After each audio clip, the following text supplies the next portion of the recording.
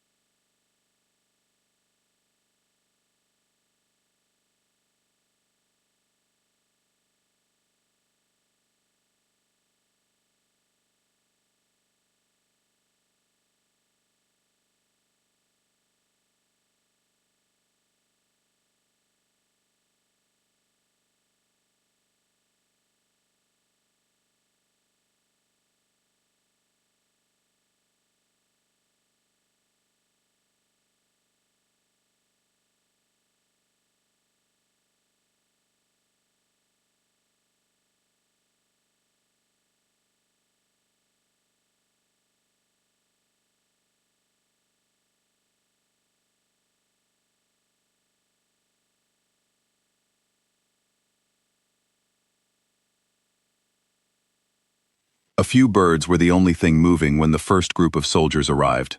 By the time the sun was fully up, there were close to 40 people standing along the sidelines. Operators, trainees, officers. Most of them had coffee in their hands. Most of them were there because word had got around. Word travels fast on a military base, and the word that morning was simple. Chief Petty Officer Nadia Reyes was going to attempt a 1,400-meter shot, with iron sights. No scope, no optic. Nothing to help her eye close the distance between her and a target that, to most people, would just look like a speck on the horizon. Now, for people who don't know much about long-range shooting, let's put that number into perspective. 1,400 meters is almost 9/10 of a mile. At that kind of distance, a bullet doesn't just travel in a straight line. It drops. It drifts with the wind. Even the rotation of the Earth has a tiny effect on where it lands. Experienced snipers use high-powered scopes, rangefinders, and spotter support just to attempt shots like this. Doing it with iron sights alone, the basic metal notch and post that came standard on the rifle, was, by most people's thinking, either extremely brave or just plain foolish. Nadia walked onto the range last. She always did. She wasn't trying to make an entrance. She just moved at her own pace, and her own pace was steady. She was not a loud person. She didn't carry herself like someone who needed you to notice her. She wore no expression that gave anything away. She set down her bag, checked her rifle without looking at anyone, and crouched into position at the firing line.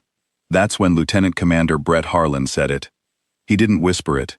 He said it at a normal talking volume, with a little smirk on his face, to the two officers standing beside him. She'll never make that shot. A few people heard it. Some looked away. Some laughed under their breath. Nobody corrected him.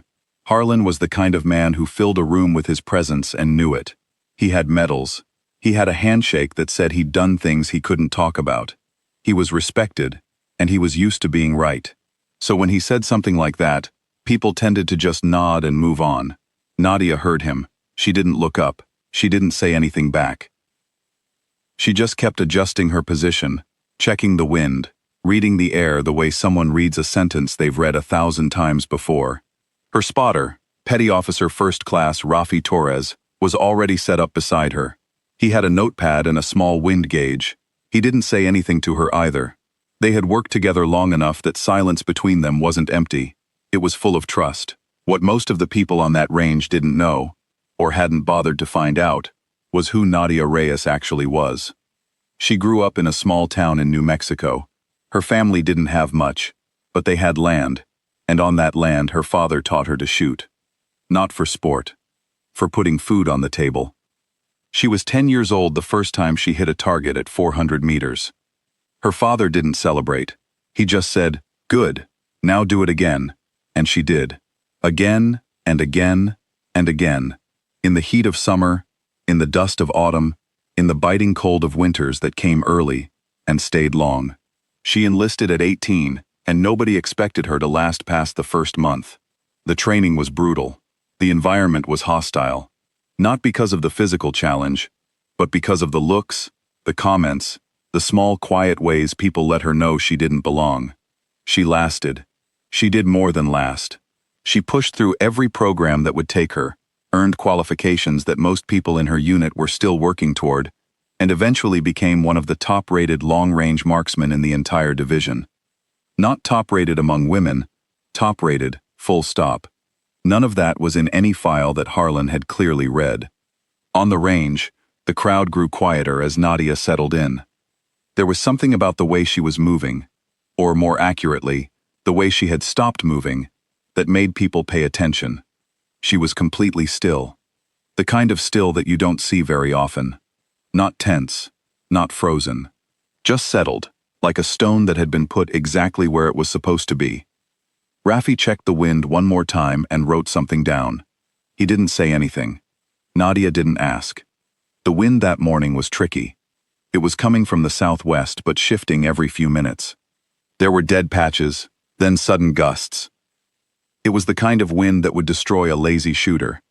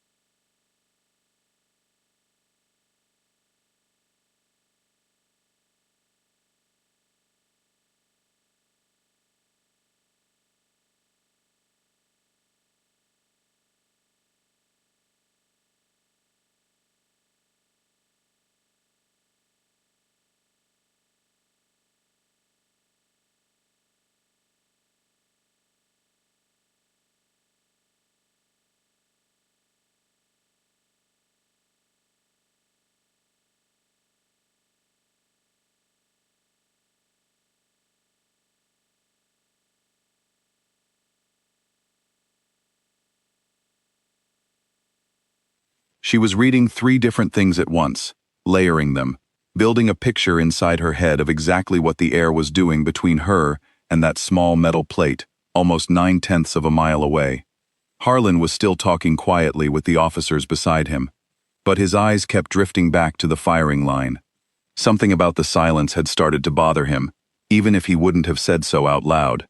Nadia took a slow breath in, then she let most of it out. She held the very bottom of that breath, the last small hollow of air in her lungs, and she let the world go quiet around her. Her father's voice came back to her, the way it always did in moments like this. Not in a sad way, just there, steady and low. You don't shoot when you're ready. You shoot when everything around you is ready. You wait for the moment when the wind and the air and your heartbeat all line up. And then you don't decide, you just let it go. She let it go. The crack of the shot cut through the morning air like a knife through cloth. Sharp, sudden, clean. It echoed off the flat ground and was gone in about a second. Then there was silence. A real silence. The kind where 40 people all stop breathing at the same time without planning to. The range radio crackled. The spotter at the far end, a young guy who had been doing this job for 3 years and thought he'd seen everything worth seeing, came over the comms in a voice that was completely flat. Not excited, just flat. Because sometimes the only way to handle something that surprises you is to say it as plainly as possible. Hit. Center mass. 1,400 meters. Nobody moved for about 3 full seconds. Then Raffi reached over and clicked his stopwatch off.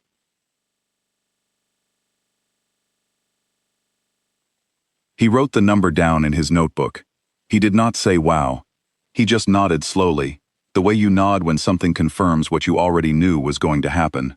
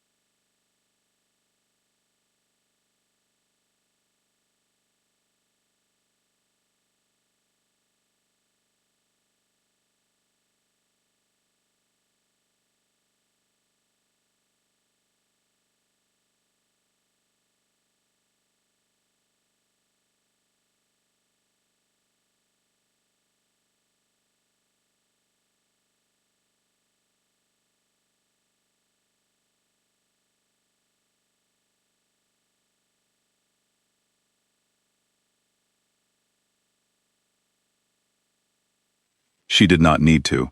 Harlan said nothing. That was the loudest thing he had done all morning. Admiral Sandra Voss, who had been watching from the observation post the whole time, set down her coffee cup on the ledge in front of her, turned, and walked away without a word. In the military, that walk is its own kind of language. It means, I saw exactly what I came to see. The crowd on the sidelines slowly began to move again. People started talking in low voices.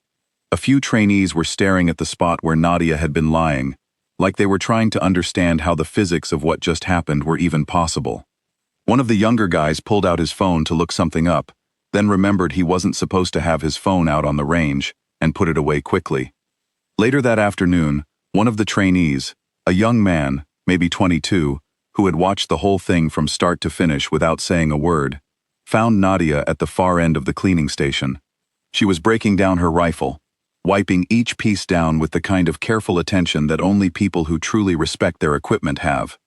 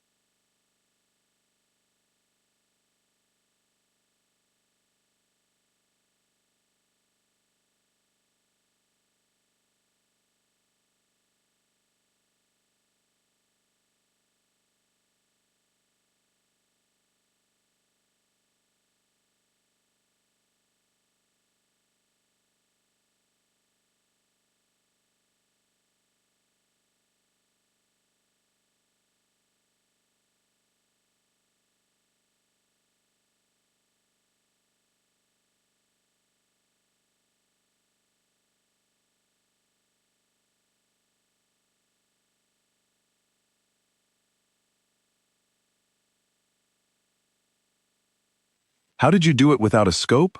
How did you even know where to aim? Nadia set down the part she was cleaning and thought about it for a second, not because she didn't know the answer, but because she was deciding how much of the real answer to give. A scope shows you where the bullet might go, she said. Iron sights force you to know where it's going to go. One makes you better at aiming, the other makes you understand what you're doing. I've been using iron sights since I was 10 years old. I didn't choose them today to be impressive. I chose them because they're honest. She picked the part back up and kept cleaning. The conversation, as far as she was concerned, was done. The trainee nodded slowly and walked away. He didn't fully understand what she meant yet, but he wrote it down that night in his notebook, because something in the way she said it made him feel like he would understand it later. The official evaluation report from that day was filed 2 days later. It recorded Nadia's shot as the highest-scoring single result in that unit's 14-year history. The report was countersigned by the presiding officer. Lieutenant Commander Brett Harlan countersigned it. His name was on her record now as a witness. There was probably something poetic about that, though Nadia would never have said so. She wasn't the kind of person who looked for poetry in things.